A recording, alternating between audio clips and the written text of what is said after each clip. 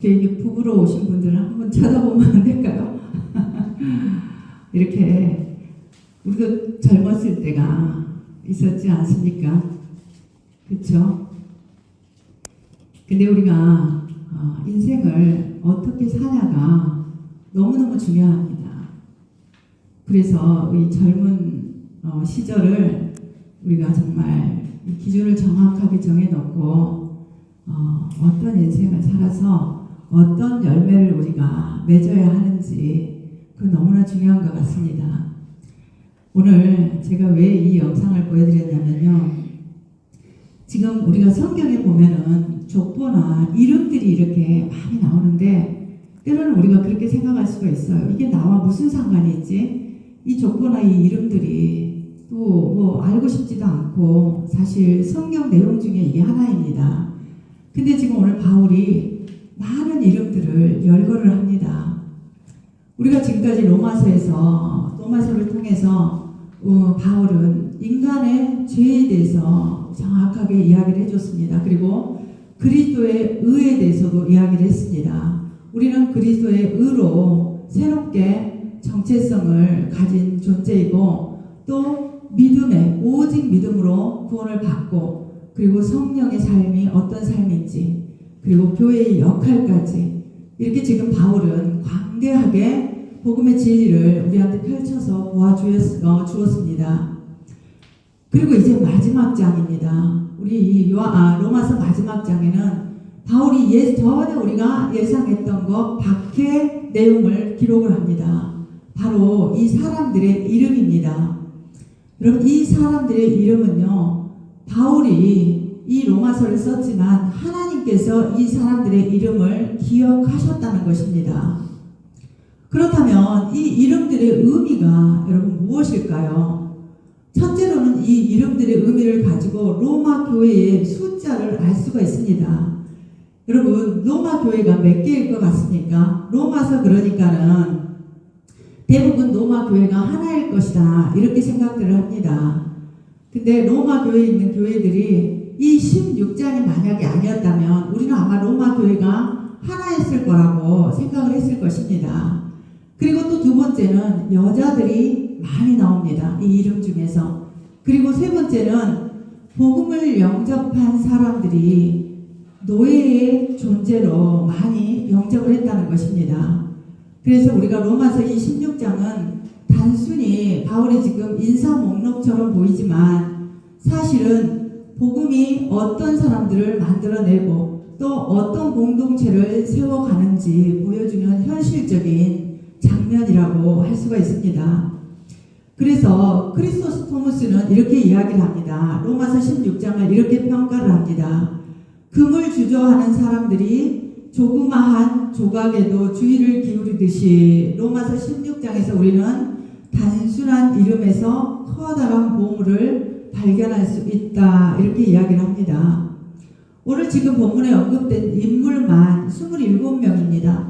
그리고 가정교회까지 포함하면 37명에 가까운 사람들이 언급이 됩니다.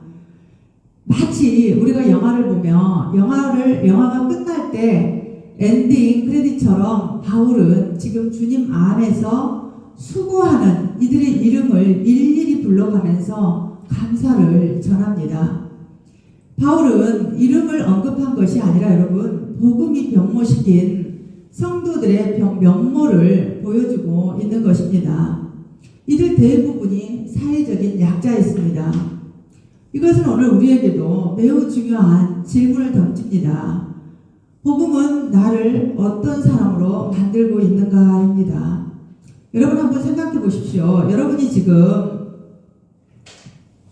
복음을 여러분들이 통해서 구원을 받은 사람들입니다. 그러면 이 복음을 통해서 나는 어떤 사람으로 여러분 존재를 하고 계십니까?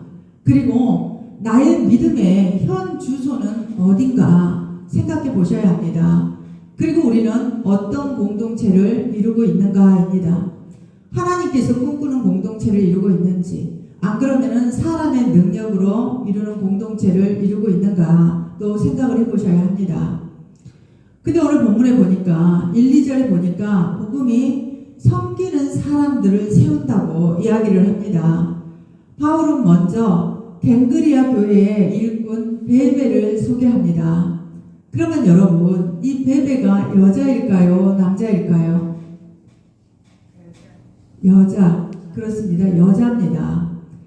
베베라는 이름은 이방신 아폴로에서 온 이름입니다. 그래서 빛과 관련된 이름이고, 이방인인 베베가 예수님을 만나서 변화를 갖게 되었습니다. 그는 단지 교회의 성도가 아니었습니다. 교회의 성도가 아니라 바울이 이렇게 표현을 합니다. 교회의 일꾼, 이렇게 부릅니다. 이 교회의 일꾼으로 베베는 섬김의 헌신으로 알려진 인물입니다. 여러분, 이 일꾼이라는 표현은요, 단순히 봉사자라는 의미를 뛰어넘습니다. 교회를 위해서는 자신을 드린다는 그런 의미입니다.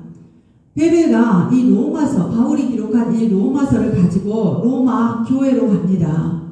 여러분, 여자가 그 당시 굉장히 사회가 혼란스러웠는데, 여자가 이것을 가지고, 이 편지, 이 서신서를 가지고 간다는 것은 아마 쉽지 않았을 것입니다. 그리고 바울이 이 지금 베베를 또 어떻게 만났냐?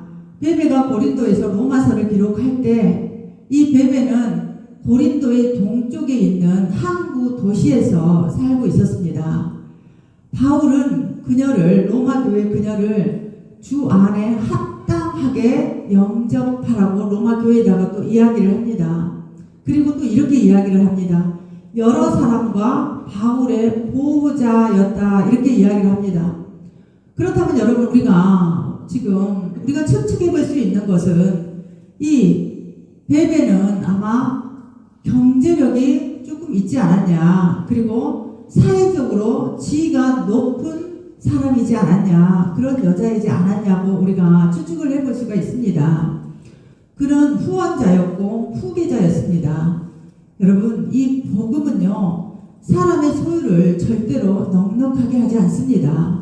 우리가 원하는 대로, 우리가 바라는 대로 복음은 그것을 이루어주지는 않습니다. 그리고 이 복음은 또 세상이 환영하는 사람으로 만들지는 않습니다. 그냥 섬기는 자로 변화를 시킵니다. 이 복음 안에서 높아지는 길은 여러분, 섬김의 자리로 우리가 내려가는 길입니다. 아멘. 하지만 섬김은 지금 다 사라지는 시대입니다. 교회마다 지금 봉사와 헌신은 여러분 있다고 볼 수 없을 정도로 지금 섬김이 사라져가고 있습니다. 그리고 오히려 섬김을 받으려는 사람만 많아지고 있는 것이 교회의 헌신입니다. 현실입니다.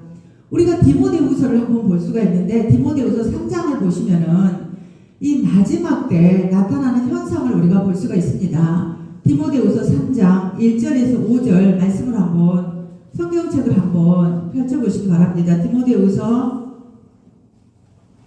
3장 1절에서 5절.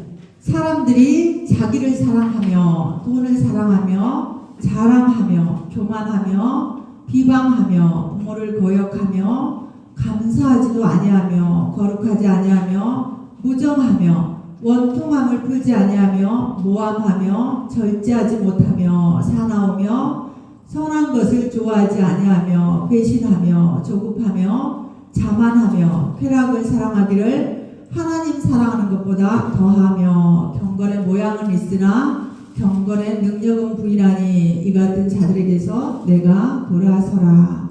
아멘. 이게 지금 여러분 세상에서 이게 있는 일이 아니라 교회 안에서 이루어지고 있는 이 일들입니다. 지금 마지막 때는 이 교회 안에서 이런 일들이 일어나고 있습니다, 여러분. 그러면 여러분, 베베가 아마 성경 다른 데에서도 여러분 나올까요? 이 베베라는 인물이 나올 것 같습니까? 여러분, 딱 베베라는 이름은 이 로마서에만 나옵니다. 성경은 여러분, 우리가 알아야 할 것은 절대로 성경은 사람을 높이지 않습니다. 그냥 베베는 여기까지 인도하고 사라져버립니다. 이게 성경이 말하는 여러분 사람에 대한 평가입니다. 성경은 절대로 어떤 곳에서도 사람을 높이는 곳이 없습니다. 여러분, 오늘날 교회가 이 세상 속에서 잃어버린 신뢰를 회복하는 길 역시 여러분 우리는 섬김밖에 없습니다. 그 다음에 두 번째는 또 보니까 복음의 진정성을 이야기하는데 수고하는 사람을 세운다고 이야기를 합니다. 3절에 보니까 너희는 그리스도 예수 안에서 나의 동역자들인 브리스가와 아굴라에게 문안하라 그럽니다. 여러분, 성경을 볼 때 항상 우리는 질문이 있어야 돼요. 궁금한 것이 있어야 됩니다. 근데 지금 나의 동역자인 브리스길라 누가 먼저 나왔습니까? 여자가 먼저 나왔죠. 지금 여자가 먼저 나온 이유가 있습니다. 여자가 먼저 나온 것은 먼저 지금 브리스길라 아내가 먼저 믿음을 가졌거나 아내의 신분이 더 높다는 것입니다. 그리고 브리스길라는 신학자들까지도 가르칠 만큼 성경에 대해서 아주 박식한 그런 여성이었습니다. 영적 리더십이 탁월했습니다. 이렇게 바울은 지금 브리스가와 아굴라의 이름을 적으며 그들을 가리켜서 뭐라 그럽니까? 나의 동역자 이렇게 부릅니다. 어느 정도의 동역자입니까 여러분? 지금 바울에게는 4절을 보시면 그들은 내 목숨을 위하여 자기들의 목숨까지도 내놓았다니 그럽니다.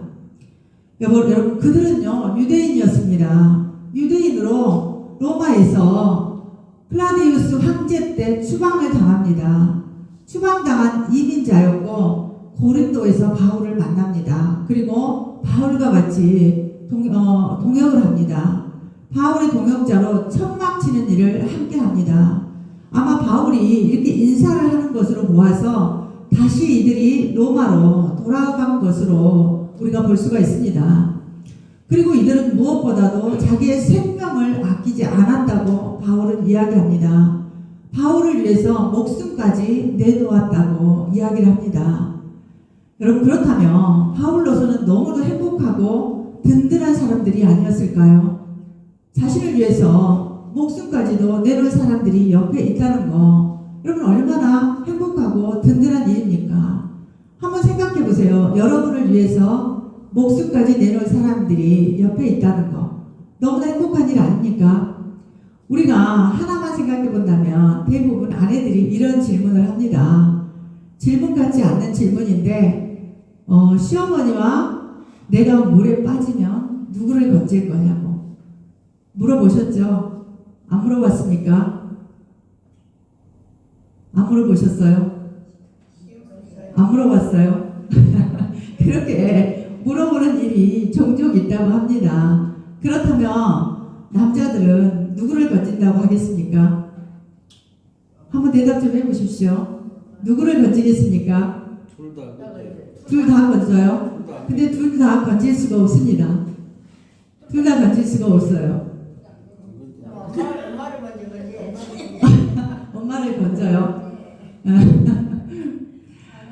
근데 여러분, 결혼 생활을 잘 하려면요, 아내가 있으면 아내를 건진다고 해주고 어머니가 있으면 어머니를 건진다고 해주면 됩니다. 이렇게 간단하고 쉬운데 굳이 고민해서 말할 필요가 없다는 거죠. 이렇게 내 옆에 내 목숨을 위해서 바친 사람이 있다면 그만큼 행복하다는 것입니다. 아멘. 꼭 그렇게 대답해 주시기 바랍니다. 아멘. 그래 5절에 보니까 또 이렇게 이야기를 합니다. 저희 집에, 그러는데 이 집은 브루스길라와 아굴라가 가정을 통째로 교회를 위해서 헌신을 하고 있는 모습을 볼 수가 있고요. 이게 로마 교회의 첫 번째 교회입니다.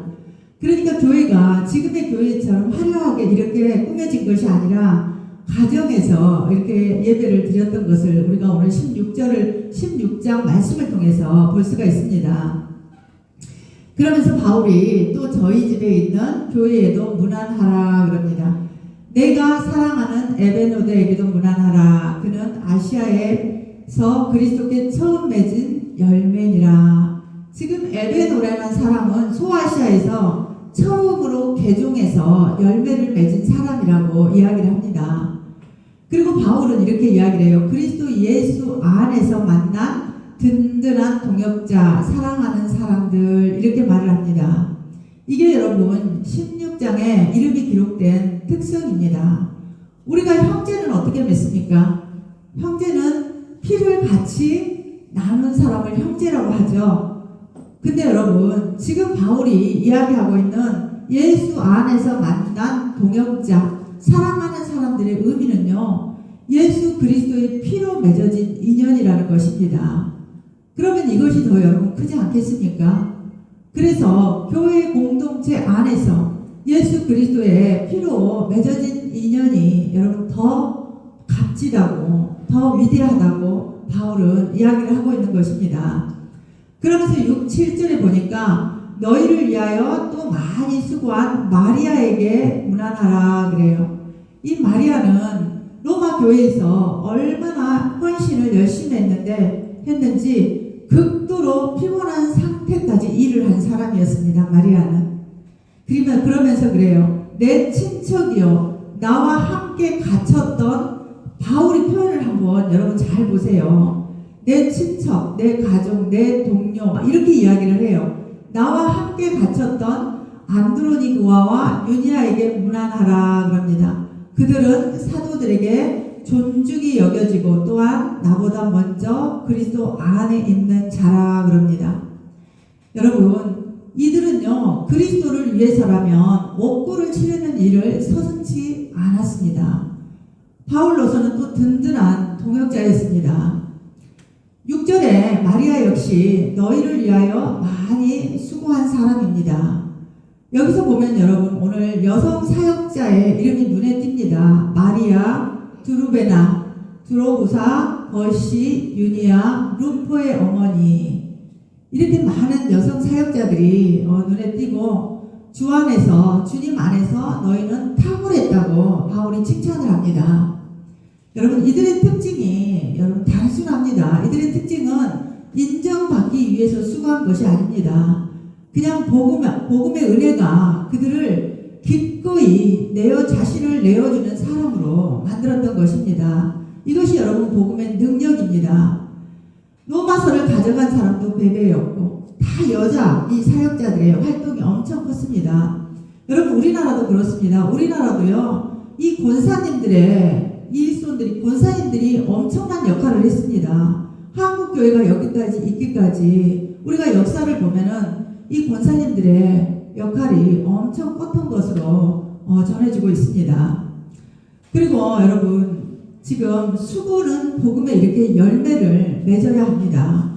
게으르면요, 우리가 게으르다면 복음의 진리를 아직 깊이 우리가 경험하지 못했다는 증거입니다. 교회는 여러분 많이 아는 사람이 아닙니다. 뭔가를 많이 아는 사람이 아니라 많이 섬기는 사람, 그리고 많이 수고하는 사람을 통해서 교회가 세워집니다. 그리고 세 번째는 보니까 복음은 그리스도 안에서 변화된 사람을 만든다고 이야기를 합니다. 오늘 7절에서 11절 말씀인데 바울은 지금 여러 사람을 소개하면서 공통적으로 반복하는 표현이 있습니다. 8절 볼까요? 8절 보시면은 또 주 안에서 내 사랑하는 암불리아, 이 암불리아는 여러분 노예입니다. 노예이지만 교회에서는 지도자의 위치에 있었던 사람입니다. 여러분 한번 잘 생각해 보세요. 지금 그 시대에 이 주인과 노예가 함께 교회가 있었다는 거, 한번 그 분위기를 여러분들이 한번 잘 생각해 보십시오. 그리고 암불리아에게 문안하라 그럽니다. 그리고 그리스도 안에서, 반복을 하죠. 주 안에서, 그리스도 안에서 우리의 동역자인 우르바나와 나의 사랑하는 스가구에게 문안하라 그럽니다. 이 스가구라는 사람은 여러분 책에다 다 적어놓으세요. 성경책에다가. 암불리아는 노예이고요, 교회의 지도자 위치가 있었고, 이 스가구는 황실에서 있었던, 황실에 속한 사람입니다. 왜 이것을 바울이 계속 이야기하는 여러분 의도가 있습니다. 그리스도 안에서 인정함을 받는 아벨레에게 문안하라 그럽니다. 그러면서 또 뭐라고 하냐면요, 아리스도블로의 권속 그럽니다. 이 아리스도블로는요, 헤롯 대왕의 손자입니다. 이 로마에 이주하여 살다가 죽은 왕족이라고 할 수가 있습니다. 아주 영향력이 있는 사람이었죠. 그가 교회에 있었습니다. 권속, 지금 아리스도블로의 권속 그런 것은 이거의 두 번째, 로마의 두 번째 교회입니다. 개인이 아닌 지금 공동체를 이야기하고 있습니다. 그리고 내 친척 헤로디언에게 문안하라. 나기수의 가족 중 주 안에 있는 자들에게 문안하라 그럽니다. 그러면 여기 나기수라는 사람은요, 어떤 사람이냐면 노예였는데 공을 세워서 황제에 의해서 자유인이 된 사람입니다. 근데 지금 오늘 말씀해 보니까 나기수의 가족 중 주 안에 있는 자들에게 다 문안하라 그랬죠. 그러면 여러분 나기수는 믿었습니까? 안 믿었습니까?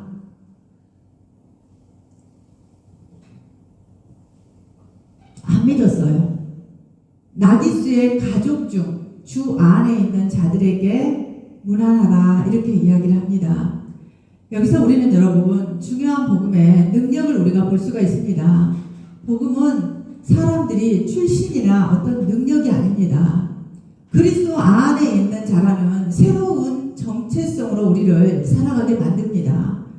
여러분 거대한 그룹이 하나 되는 유일한 이유입니다. 지금 많은 숫자가 아닙니다. 많은 숫자가 아니었지만 하나님께서는 이들의 이름을 일일이 이렇게 불러주시는 것입니다.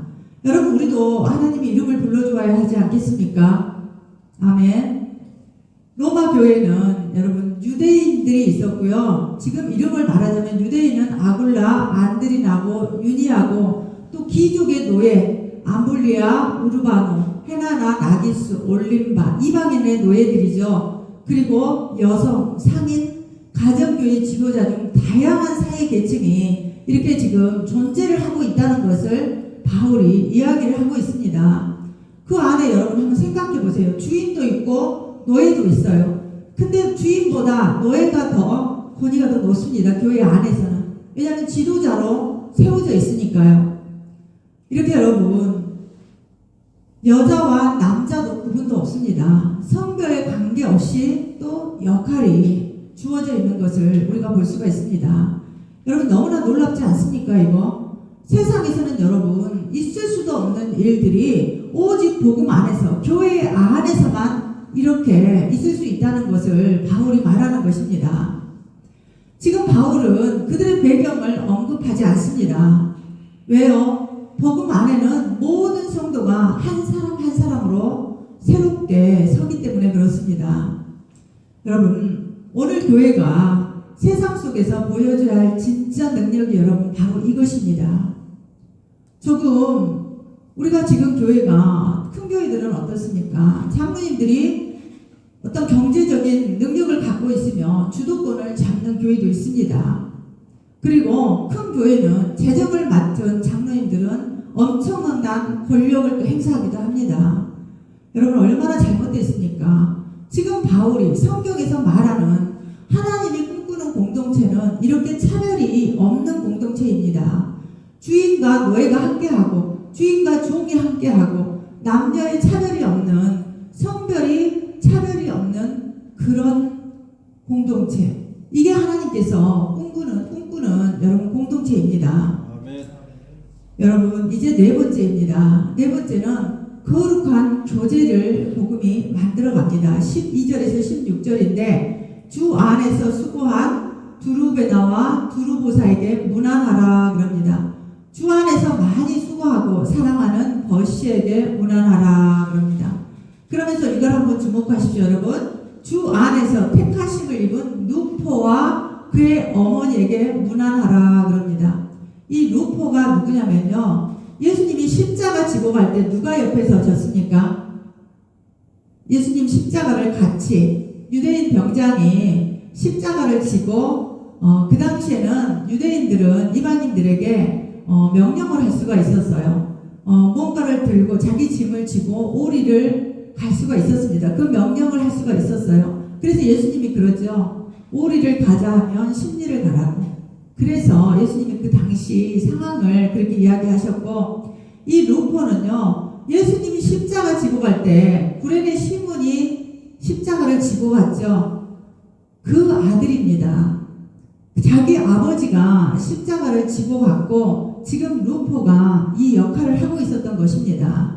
로마 교회의 지도자입니다. 루포는. 그리고 그의 어머니에게 문안하라 그래요. 그의 어머니는 그럼 누구예요? 시몬의 아내죠. 그러니까 예수님이 시몬의 아내는 예수님이 돌아가실 때 그 십자가를 지고 가실 때 다 보았던 사람입니다. 그렇게 했던 것이 이렇게 후손에게 신앙의 유산이 물려졌던 것입니다. 그러면서 바울이 뭐라고 하냐면요. 그의 어머니는 곧 내 어머니니라 그래요. 그러면서 14절에 보니까 아순그리도와 블레곤과 헤메와 바드로바와 허마와 및 그들과 함께 있는 형제들에게 문안하라. 이게 네 번째 교회입니다. 여러분 적어놓으세요. 이게 네 번째 교회고요. 빌롤로고와 율리아와 이들은 부부입니다. 또 네레오와 그의 자매와 올름바와 얘들은 아마 자녀들 같아요. 이 노예들인데 자녀들 같습니다. 그들과 함께 있는 모든 성도에게 문안하라. 이게 다섯 번째 교회입니다. 그래서 이 로마서 16장을 보니까 교회가 5개 이상 존재하고 있었음을 볼 수가 있습니다. 그러면서 마지막에 그러죠. 너희가 거룩하게 입맞춤으로 서로 문안하라 그럽니다. 그리스도의 모든 교회가 다 너희에게 문안하느니라 그럽니다. 여러분 바울은 성도들에게 말을 합니다. 거룩하게 입맞춤으로 서로 문안하라 그럽니다. 여러분 이것은 당시 문화적인 예법이었지만 단순한 인사 이상의 의미가 있습니다. 바울이 지금 여기서 강조하는 것은 복음 안에서 예수 안에서 주님 안에서 만들어진 진실한 사랑의 교제를 하라는 것입니다. 서로의 수고를 조금 인정해주고 또 서로의 연약함을 품고 서로의 삶에 관심을 좀 가져주는 공동체. 여러분 그래서 로마서 16장은요 단순한 인사 목록이 아니라 사랑의 명단이라고 할 수가 있습니다. 복음을 살아낸 사람들의 기록입니다. 여러분 오늘 교회에서 필요한 것이 여러분 무엇입니까? 프로그램이 필요한 것이 아닙니다. 여러분 관계가 필요한 것입니다. 그리고 형식이 필요한 것이 아니고 사랑입니다. 아멘. 조직보다 여러분 교제입니다. 아멘. 하나님 나라는요 사랑을 통해서 확장되고 교회는 여러분 사랑을 통해서 확장이 됩니다.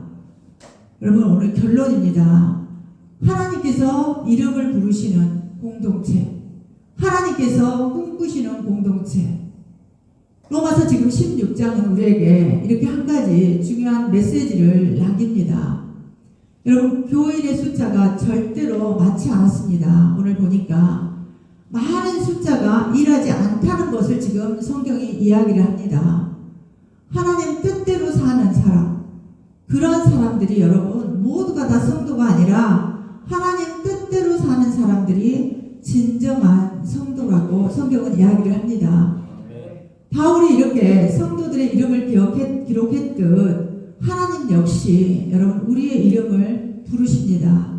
우리가 이사야 43장 1절 말씀을 보시면은 야곱아 이름을 부릅니다. 야곱아 너를 창조하신 여호와께 지금 말씀하시니라. 한번 여러분 이름을 한번 넣어보십시오. 여러분들의 이름을 야곱아 누구야 다 이렇게 넣어보시고 너를 같이 한번 읽어보겠습니다. 자기 이름을 넣고 한번 해보세요. 다 같이 시작.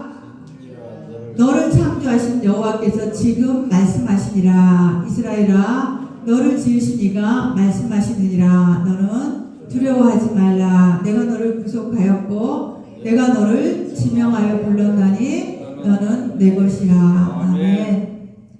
여러분 하나님은요 이 교회를 세우기 위해서 점 하나, 이름 하나, 작은 사람 하나하나를 잊지 않으십니다. 그러므로 오늘 말씀은 여러분 우리에게 이렇게 권면을 합니다. 이제 섬기는 사람이 되라. 아멘. 여러분 인생의 어떤 이름으로 여러분들이 사시겠습니까?